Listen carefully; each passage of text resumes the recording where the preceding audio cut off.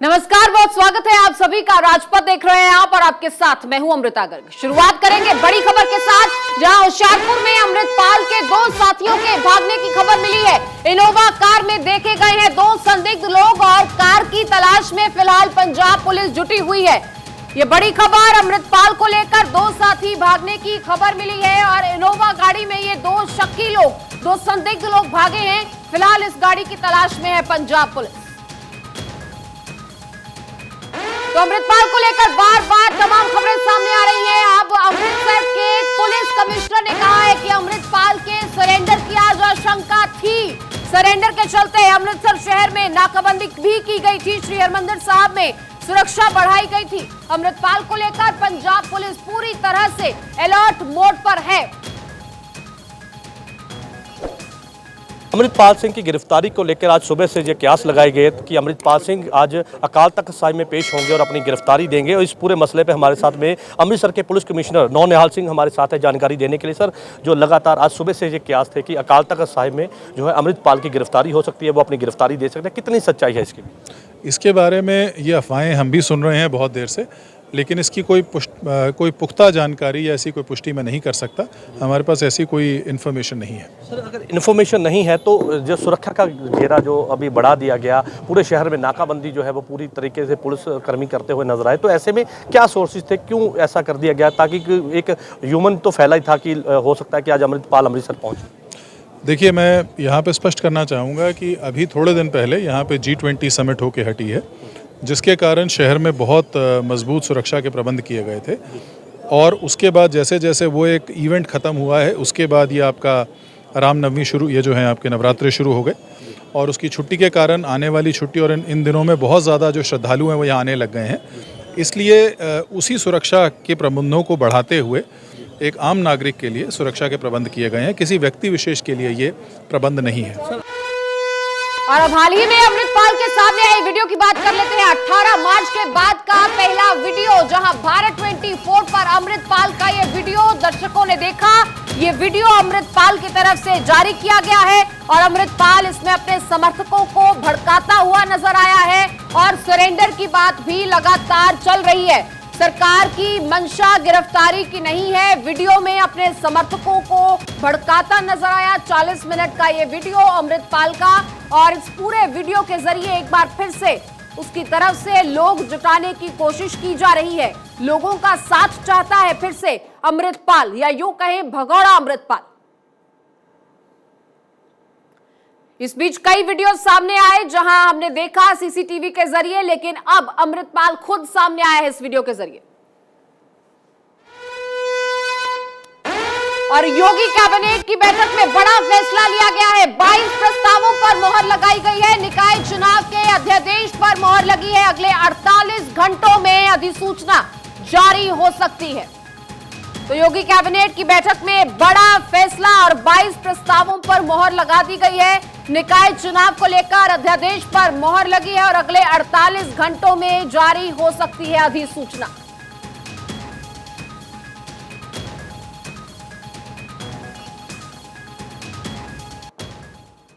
और चलिए अब बात कर लेते हैं माफिया अतीक अहमद की, जिसके भाई पूर्व विधायक खालिद अजीम उर्फ अशरफ को अब मौत का डर सता रहा है। बरेली जेल पहुंचने पर वैन में बैठे हुए अशरफ ने पत्रकारों से बातचीत की। उसका कहना है कि उसकी जान को खतरा है। 2 हफ्तों में उसे जेल से निकालकर उसकी हत्या की जा सकती है। और अशरफ का दावा तो यह भी है कि उसे यह बात प्रयागराज में एक अधिकारी ने बताई है। उसका यह भी कहना है कि उसके पूरे परिवार को फंसाया गया है। कैसे, इस रिपोर्ट के जरिए आपको बताते हैं।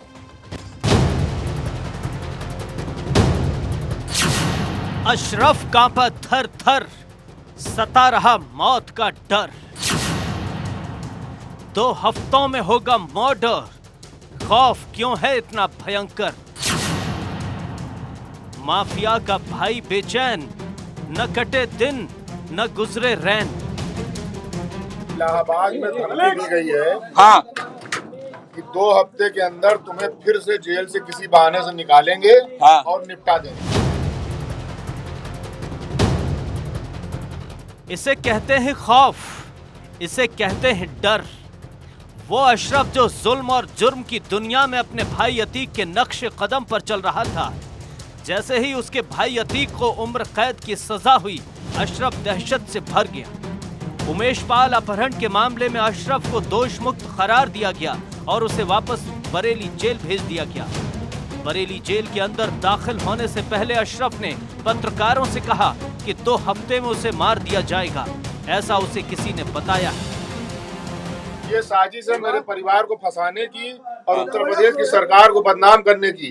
माननीय मुख्यमंत्री जी के ऊपर भी फर्जी मुकदमे लग चुके हैं, वो अच्छी तरह मेरी पीड़ा को समझते हैं। आज मुझे इलाहाबाद में धमकी दी गई है कि 2 हफ्ते के अंदर तुम्हें फिर से जेल से किसी बहाने से निकालेंगे और निपटा देंगे। माननीय चीफ जस्टिस को और इलाहाबाद के चीफ जस्टिस को और माननीय मुख्यमंत्री को मेरा बंद लिफाफा पहुंच जाएगा अगर मेरी हत्या होती है।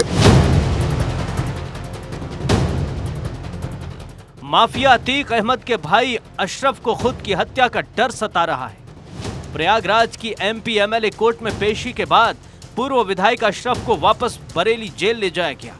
मंगलवार देर रात बरेली जेल गेट पर पुलिस के वज्र वाहन में बैठे अशरफ ने मीडिया से लंबी बात की, कई सवालों के जवाब दिए।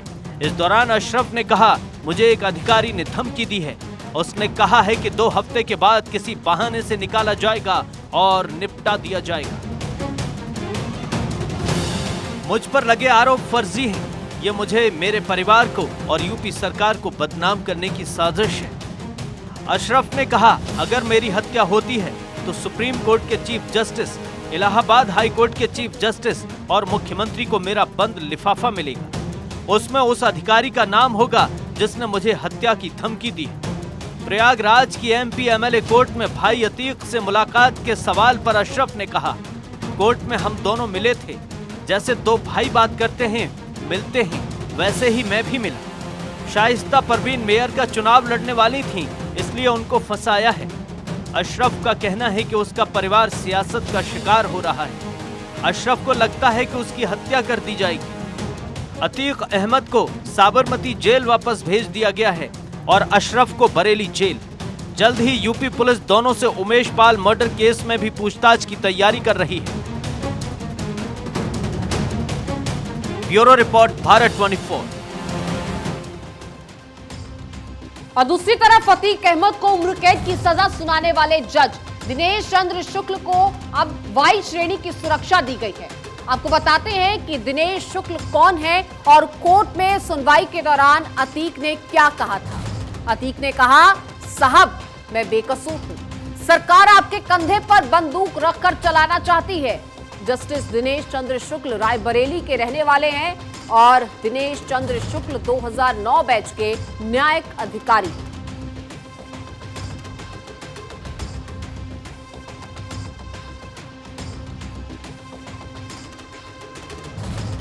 तो दिनेश चंद्र शुक्ल के बारे में आपको बता रहे हैं। 22 साल पुराने मामले में सपा विधायक विजमा यादव को इन्होंने सजा सुनाई। विजमा पर पुलिस टीम पर हमले का आरोप था। 2018 में मेरठ की कोर्ट में ACGM रहे हैं और 2019 में झांसी सिविल कोर्ट में जज रहे हैं। लॉ के साथ ही की कॉमर्स की भी पढ़ाई इन्होंने। और रायबरेली के रहने वाले दिनेश चंद्र शुक्ल अब अतीक अहमद केस में सुनवाई और सजा सुनाने के मामले को लेकर भी सुर्खियों में।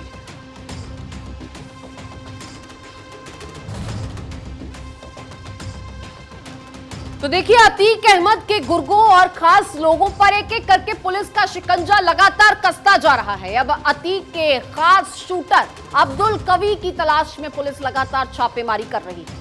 अब्दुल कवी राजू पाल हत्याकांड के बाद सुर्खियों में आया और धीरे धीरे अतीक का सबसे खास बन गया।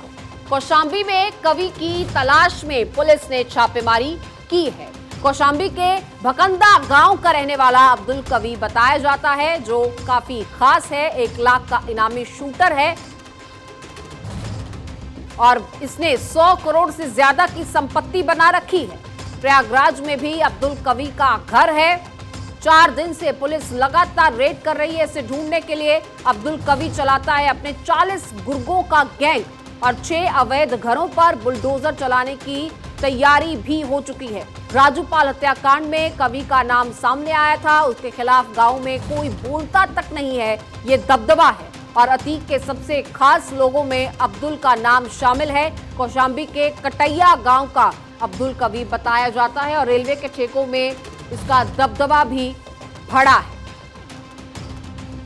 कवि की तलाश में 4 गांव में छापेमारी लगातार हो रही है।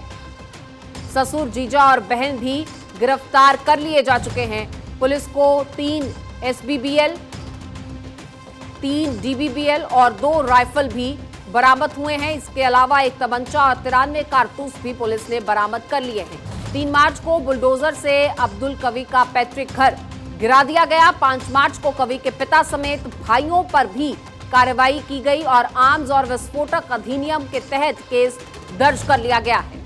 11 मार्च को कवि का भाई अब्दुल कादिर जेल भेज दिया गया था। 20 मार्च को कवि का पोस्टर जारी कर दिया गया था। 25 मार्च को अब्दुल कवि की तलाश में गांव कटैया में छापा मारा गया था और 26 मार्च को उसकी तलाश में गांव पुरखास में भी छापा मारा गया था। 27 मार्च को अब्दुल कवि से जुड़े 6 लोगों के घरों की पैमाइश की गई और गिरा दिए गए। तो इस तरीके से कार्रवाई लगातार तेज है अतीक और उसके गुर्गों के खिलाफ। और अतीक अहमद 24 घंटों में 60 गोलियां क्यों खाता है, अब ये जान लीजिए। यूपी का माफिया अतीक फिलहाल अहमदाबाद की साबरमती जेल में रहेगा। उमेश पाल अपहरण केस में उम्र कैद की सजा के बाद फिर साबरमती पहुंचेगा अतीक और 100 से अधिक मुकदमों तले दबा यह माफिया दवाइयों के दम पर जिंदा है। डायबिटीज, हाइपरटेंशन, बीपी समेत उसे कई अन्य गंभीर बीमारियां हैं। कभी कभी उसे एक दिन में 60 गोलियां तक खानी पड़ती हैं। साबरमती जेल से जब माफिया अतीक अहमद को यूपी ले जाया गया था तो रास्ते में उसकी शारीरिक कमजोरी झलकी। 4 साल से साबरमती जेल में बंद अतीक को काफी दवाइयां लेनी पड़ती हैं।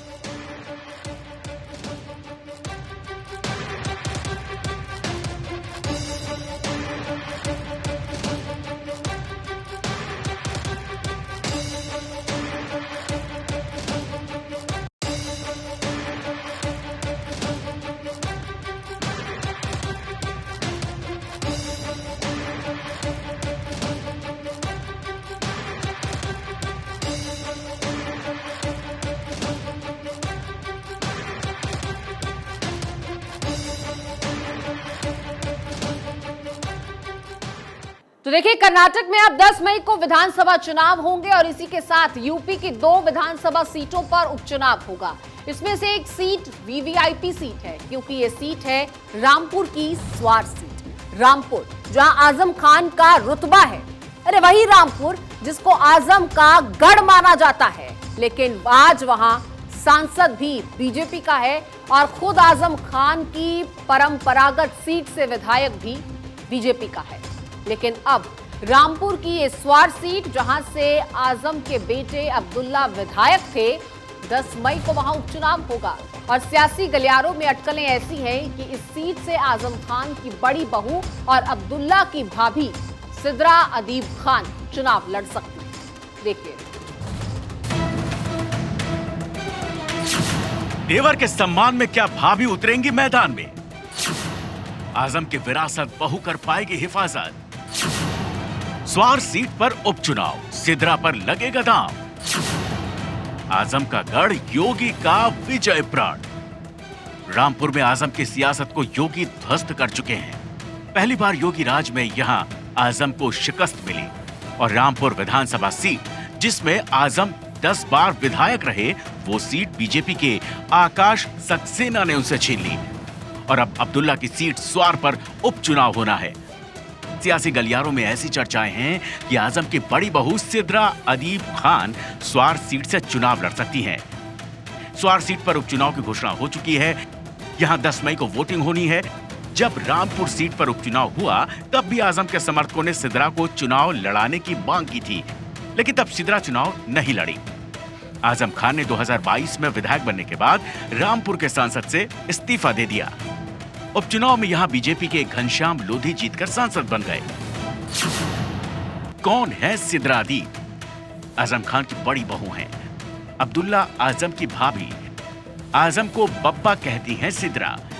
सियासत से अब तक दूर रही हैं। आजम पर हुए मुकदमों पर बोली थी सिद्रा। झूठे मुकदमों में फंसाकर परेशान करने का आरोप लगाया था। अगर स्वार सीट से सिद्रा चुनाव लड़ती हैं तो एक बार फिर ये आजम खान के पूरे परिवार के लिए प्रतिष्ठा का चुनाव होगा। और अगर आजम के परिवार से कोई चुनाव नहीं लड़ता है तो इसे आजम खान के दरकते सियासी किले का सबूत माना जाएगा। हालांकि बीजेपी स्वार सीट को जीतने के लिए एड़ी चोटी का जोर लगा देगी। रामपुर और आजमगढ़ लोकसभा उपचुनाव जीतने और रामपुर विधानसभा उपचुनाव जीतकर बीजेपी का जोश हाई है। ऐसे में स्वार सीट का मुकाबला यकीनन दिलचस्प होगा। Bureau report, Bharat 24। और चलिए अब यूपी से सीधे राजस्थान चलते हैं, जहां जयपुर में राइट टू हेल्थ के विरोध में डॉक्टर्स का विरोध प्रदर्शन है कि थमने का नाम नहीं ले रहा। डॉक्टर्स लगातार कार्य बहिष्कार करके विरोध प्रदर्शन कर रहे हैं और सरकार से बिल वापस लेने की मांग लगातार कर रहे हैं। तो वहीं सरकार भी अब हड़ताल कर रहे डॉक्टर्स पर कड़ी कार्रवाई करने की तैयारी कर रही है। क्या कुछ माहौल और हालात है राजस्थान में, देखिए इस रिपोर्ट के साथ।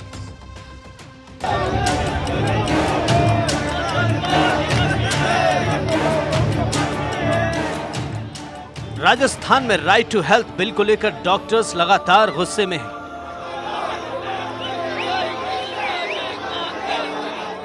उनका विरोध प्रदर्शन जारी है।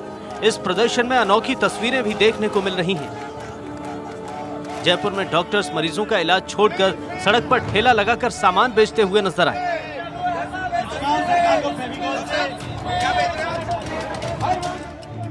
तो कई जिलों में डॉक्टर्स ने ओपीडी बंद रखी। राजस्थान में आज 1.5 दशक में पहली बार ऐसा हुआ है जब प्राइवेट और सरकारी हॉस्पिटल में आने वाले मरीजों को डॉक्टर्स नहीं देख रहे हैं। राइट टू हेल्थ बिल के विरोध में सड़कों पर उतरे प्राइवेट हॉस्पिटल संचालक और उनके डॉक्टर्स के साथ अब सरकारी डॉक्टर्स भी आ गए हैं। राज्य में 15,000 से ज्यादा सरकारी डॉक्टर्स ने बुधवार को सरकारी हॉस्पिटल की ओपीडी सर्विस का बहिष्कार किया। तो वहीं सरकार ने भी आंदोलन से निपटने की पूरी तैयारी कर ली है।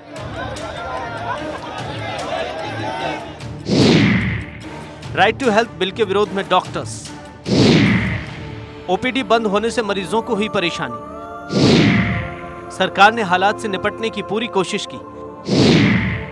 कई जिलों में काम पर भी लौटे डॉक्टर्स। सरकार लगातार कर रही समाधान निकालने की कोशिश। बीजेपी के तमाम विरोध और हो हल्ला के बीच राजस्थान विधानसभा में राइट टू हेल्थ बिल 21 मार्च को पास हो गया था। इसी के साथ राजस्थान देश का पहला ऐसा राज्य बना है जहां राइट टू हेल्थ बिल पारित हुआ है। सरकारी और प्राइवेट हॉस्पिटल इलाज से अब मना नहीं कर सकेंगे। यहाँ के हर व्यक्ति को इलाज की गारंटी मिलेगी। इमरजेंसी की हालत में प्राइवेट हॉस्पिटल को भी फ्री इलाज करना होगा। प्राइवेट हॉस्पिटल में इमरजेंसी में फ्री इलाज के लिए अलग से फंड बनेगा। सरकार ने बड़े और मीडियम अस्पतालों को रियायती दर पर जमीन आवंटित कर रखी है। आवंटन निरस्त करने का अधिकार सरकार के पास है। जिन अस्पतालों की बिल्डिंग संबंधित नगरीय निकाय से बिना अप्रूव कराए बनी है, उन इमारतों को सील किया जा सकता है। जिन अस्पतालों के परिसर में पार्किंग और फायर फाइटिंग की सुविधा नहीं है, उनको सील किया जा सकता है या जुर्माना लगाया जा सकता है। जिन अस्पतालों ने अप्रूव नक्शे से अलग अवैध निर्माण कर लिया है, उस अवैध निर्माण को तोड़ने की कार्रवाई की जा सकती है। डॉक्टर्स के इस हट का खामियाजा जनता को भुगतना पड़ रहा है। लोग इलाज के लिए यहां से वहां भटक रहे हैं। सरकार के फैसले का विरोध करते करते डॉक्टर्स आम लोगों का नुकसान कर रहे हैं। Bureau report, Bharat 24। और चलिए अब सीधे बिहार की बात करते हैं। अगर किसी ने हेलमेट ना पहना हो तो पुलिस उसका चालान काटती है, उसकी गाड़ी सीज कर लेती है, जुर्माना लगा सकती है। लेकिन बिहार में ऐसा नहीं है। वहां पुलिस सीधे गोली मार देती है।